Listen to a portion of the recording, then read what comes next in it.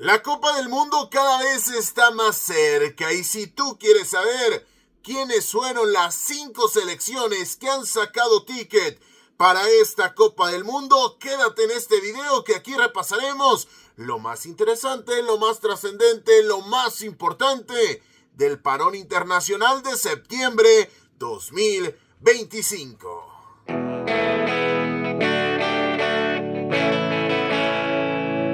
Hola, ¿qué tal? Bienvenidos a este nuevo video de Fútbol Vertical, donde vamos a repasar todo lo ocurrido en esta fecha FIFA. Bueno, partidos amistosos no, de partidos amistosos que hablen otros, pero nosotros vamos a charlar, vamos a analizar lo ocurrido en el parón internacional de septiembre 2025, previo al regreso del fútbol de clubes a nivel internacional. Y es que 5 selecciones han sacado su boleto a la Copa del Mundo. Y comenzamos con las 2 primeras africanas. Y es que Marruecos, la semifinalista de la anterior Copa del Mundo, ya ha sacado boleto de la mano de Walid Regragui, el técnico marroquí que los llevó a estar dentro de los 4 mejores de Qatar 2022. Pero también Túnez,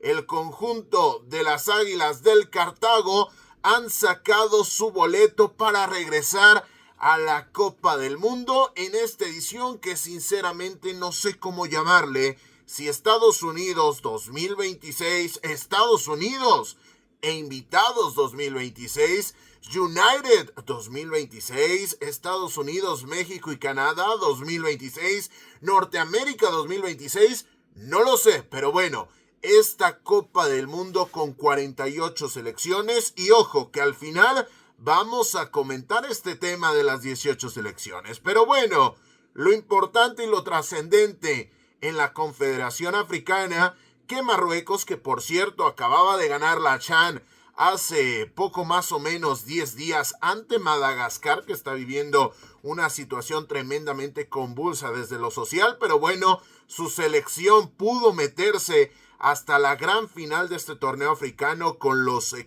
jugadores que juegan en los equipos locales, pero más allá de eso, en la absoluta, Marruecos y Túnez han sacado boleto a la Copa del Mundo. Así como en la CONMEBOL han sacado ticket Colombia, Uruguay de la mano de Marcelo Alberto Bielsa y Paraguay. Sí, la selección albirroja, la selección guaraní se ha clasificado a una Copa del Mundo después de que no había asistido desde Sudáfrica 2010. Sí, habían pasado ya 16 años desde la última ocasión en la cual los paraguayos se habían metido a una Copa del Mundo y lo han hecho por la vía directa, con lo cual están de plácemes en Sudamérica los que visten de blanco y rojo a rayas verticales, porque los que tienen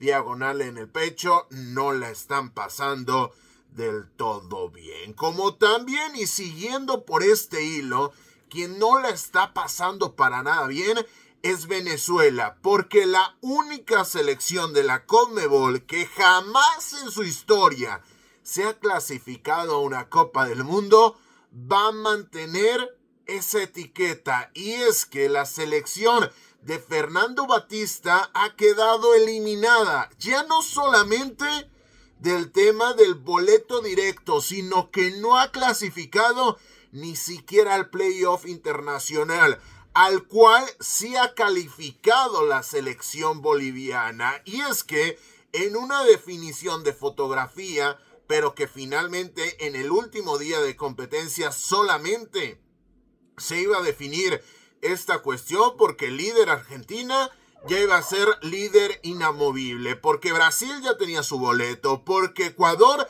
ya tenía su boleto, porque Perú y Chile ya estaban eliminadas, así que lo único que se iba a decidir era quién iba al playoff intercontinental. La selección de la Vinotinto Venezuela enfrentaba a Colombia y Bolivia enfrentaba a una ya clasificada Brasil de Carlo Ancelotti. Así que bajo esa premisa y con esos condicionantes se enfrentaron a su destino ambas selecciones y Bolivia se ha clasificado al playoff intercontinental. Esto es importante porque desde 1994, cuando la Copa del Mundo simplemente tenía 24 participantes, la selección boliviana no accede a una Copa del Mundo. Todavía no tiene boleto. De hecho, ni siquiera podríamos hablar de que tiene el 50% del pase, porque el playoff intercontinental se va a definir muy al estilo del viejo Mundial de Clubes. Es decir, va a haber una llave donde se enfrenten en una especie de semifinal dos selecciones, una más va a esperar en la gran final. La ganadora de esa llave de semifinales se enfrentará en la gran final a la selección previamente ya sembrada en esa gran final, y a partir de ahí se va a conocer en dos frentes distintos, Monterrey y Guadalajara, en el próximo mes de marzo, quién va a asistir a la Copa del Mundo. Así que tremendo lo de Bolivia, pero tremendamente doloroso lo de Venezuela. Y es que a esto también hay que sumarle qué caprichoso es el juego. ¿Por qué? Porque Marcelo Moreno Martins, quien por muchos años, prácticamente una generación completa, fue el baluarte principal, el argumento más potente y trascendente de la selección boliviana. Pero cuando ha dejado a la selección ha conseguido el boleto. Sí, ha cambiado el método de clasificación. Sí, hoy es más asequible, sale mucho más barato poderte clasificar a una Copa del Mundo.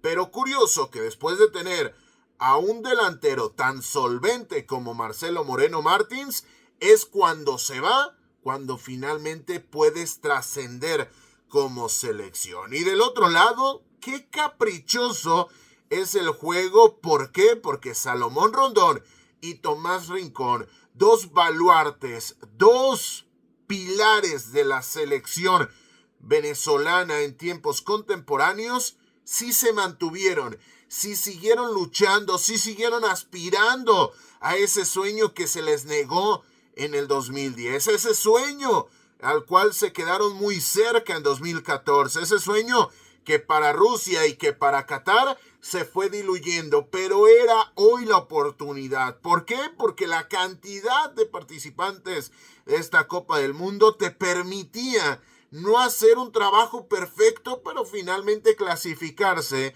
y no fue suficiente. Y pese al empuje, pese a la trascendencia de Salomón Rondón y de Tomás Rincón, presumiblemente junto con Juan Arango, dos de los mejores futbolistas de la historia de la Vinotinto, no pudo ser y se han quedado en el camino. Así que drama total en Venezuela y alegría absoluta, quizá no, porque todavía falta esa cita en el mes de marzo, pero alegría al fin para una Bolivia que terminó ganándole a Brasil, una clasificada Brasil, pero finalmente cumplieron con su trabajo. Para cerrar esta reflexión, este video, señoras y señores, yo quiero dejar un apunte muy importante, y es que ya son 18 las selecciones clasificadas a la Copa del Mundo, comenzando por México, Estados Unidos y Canadá, que ya habían sacado su boleto por el simple hecho de ser anfitrionas.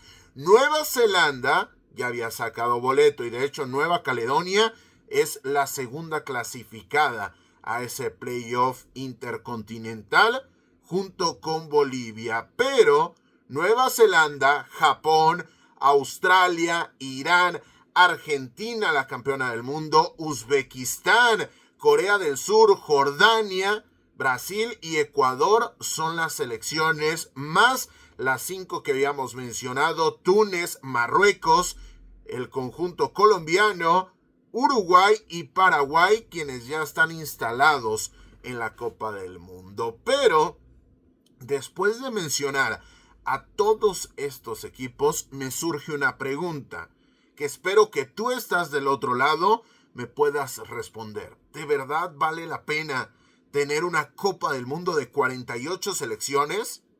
Porque ya hay 18 boletos asignados. 18. Más del 50% de los que había en disputa la edición anterior o con el modelo pasado. Y faltan 30. Prácticamente los mismos que competían en una Copa del Mundo hasta 2022. Y ni hablar de la locura que quieren hacer para el 2030, donde va a estar Uruguay, donde se va a jugar en Paraguay, donde se va a jugar en Argentina, en Marruecos, en España y también en Portugal. Pero insisto, ¿de verdad vale la pena una Copa del Mundo de 48 selecciones? ¿De verdad vale la pena llevar a cabo esta idea de ser una macrofecha FIFA que ya está presupuestada para el próximo año, que junte la de septiembre y la de octubre? ¿De verdad vale la pena seguir llenando el calendario de fechas para seguir recaudando dinero? Y ojo, mi tesis principal es que cada vez hay más partidos que valen cada vez menos.